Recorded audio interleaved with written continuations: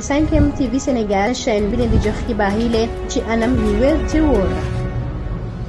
jaajëfal nañ leen mbokku internet yu 5M TV Sénégal ci ànd bi ngeen di ànd ak ñun saa su nekk di fi teewloo xibaar. ñu wax jëm ci wàllu politique rawatina manifestation yi ñu bëggoon amal ci buntu kër Ousmane Sonko préfet bu Ndakaaru da ko daal di dàq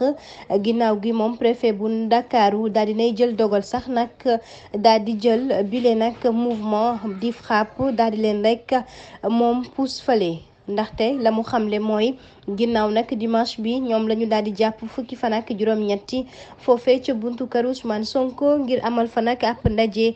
taskatu xibaar yile ñoom ñu ni loolee du ci am du ci dal fenn ndax aljuma ji sax fukki fan ak juróom-benn moom Guy Marius Sagna moo ko daal di xamle ginnaaw rek ndaje bañ doon amal sax nag moom Guy Marius Sagna mu ñaawlu lu jëm ci wàllu manifestation yooyee. ginnaaw bu ñu sukkandikoo ci moom ba tey mi ngi wax ni lu jëm nag ci réew mi Sénégal daal dañu bëgg rek ñu daal di bëgg nangu lu jëm ci wàllu nag ñetteelu mandat bi loole duñ ko nangu ndax loolee sax nag moo waral ñu bëggoon nag amal bile nag doxu ñaxtu foofee ca buntu kër Ousmane Sonko